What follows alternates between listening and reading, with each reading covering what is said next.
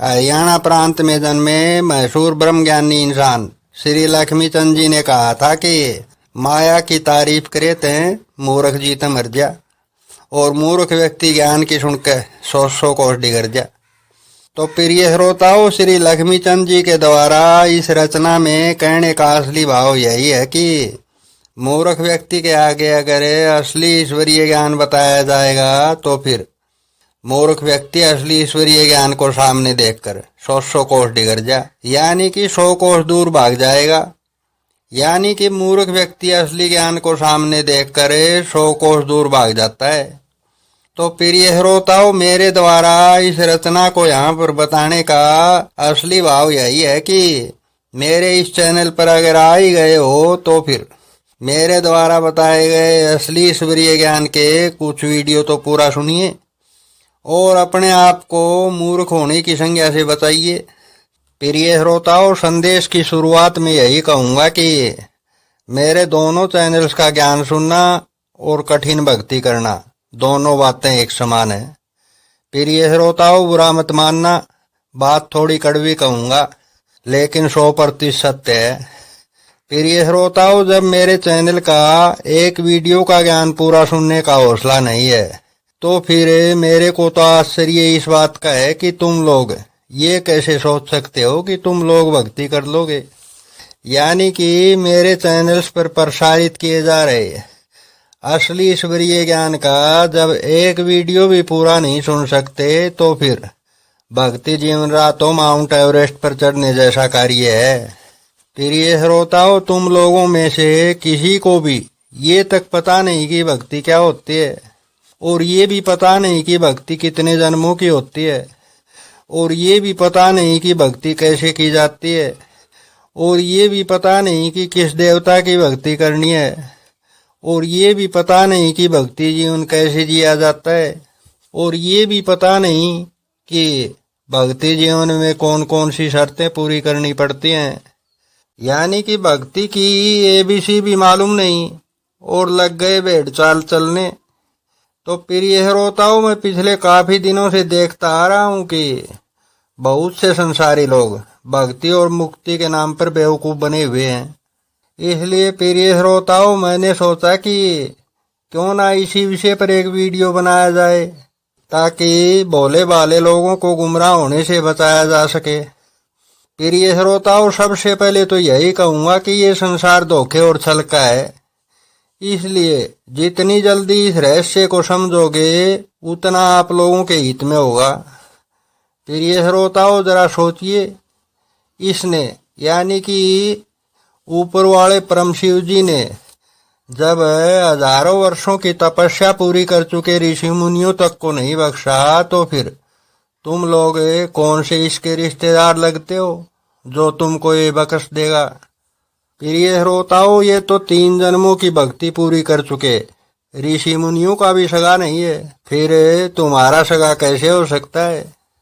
प्रिय श्रोताओं, सपने देखना अच्छी बात है, पर उन सपनों का क्या जो कभी पूरे ही ना हो। प्रिय श्रोताओं, भोले वाले संसारी लोग इन झूठे पाखंडी बाबा महाराज लोगों के झांसे में इसीलिए फंस जाते हैं क्योंकि ईश्वर कहलाने वाले परम शिव जी ने आप लोगों को रोबोट बना रखा है। कैसे बना रखा है? क्योंकि प्रिय श्रोताओं, आप लोगों के मन की सोच ऊपर से आकाशीय तरंगों के माध्यम से तय हो रही है। प्रिय श्रोताओं, इसीलिए तो परम शिव जी के एक रूप श्री कृष्णा ने गीता उपदेश में कहा था कि सब जीवों में मैं ही हूँ। तो प्रिय श्रोताओं, अब मैं आप लोगों को आध्यात्मिक जीवन की यानी कि भवसागर से पार लगने की कुछ ऐसी शर्तें बताने जा रहा हूँ जिनके बारे में अगर आप लोग जान लोगे तो फिर आप लोगों का सारा अंधेरा छट जाएगा। तो प्रिय श्रोताओं, भूमंडल से पार लगने की पहली शर्त तो यही है कि या तो व्यक्ति को ऊपर वाले परम शिव जी द्वारा विशेष लिखावट दे करके पैदा किया गया हो, या फिर कलयुग के महाअवतारी इंसान की विशेष कृपा हो। यानी कि इस कलयुग में इन दोनों शर्तों में से एक भी शर्त पूरी नहीं कर रहे हो तो फिर भूमंडल से पार लगने को सोचना भी व्यर्थ है। और प्रिय श्रोताओं, भूमंडल से पार लगने की दूसरी जो शर्त है वो ये है कि आध्यात्मिक गुरु जो होता है वो पात्र होना चाहिए। प्रिय श्रोताओं, पात्र आध्यात्मिक गुरु का मतलब ये है कि जो गुरु अपने चेले रूपी पुत्र को भवसागर से पार लगवाने की सामर्थ्य रखता हो। और प्रिय श्रोताओं, भूमंडल से पार लगने की तीसरी जो सबसे बड़ी शर्त है वो ये है कि व्यक्ति का शादीशुदा होना अनिवार्य है।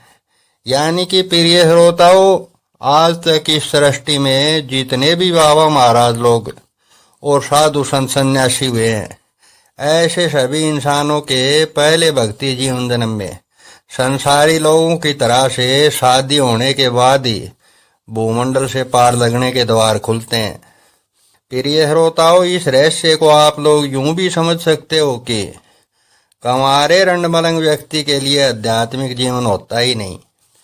प्रिय श्रोताओं, आप लोगों की रहस्यमयी जानकारी के लिए बता दूं कि जिन भी इंसानों को ऊपर वाले परम शिव जी के द्वारा कुछ अलग से लेख और दिखावट दे करके पैदा किया जाता है, ऐसे इंसानों की शादी 2 बार होती है। प्रिय श्रोताओं, 2 बार शादी होने का तात्पर्य यह है कि एक शादी वो होती है जो कि आम संसारी लोगों की तरह से होती है, और दूसरी शादी वो होती है जो कि आध्यात्मिक गुरु के द्वारा स्वयंवर रचवाकर करवाई जाती है।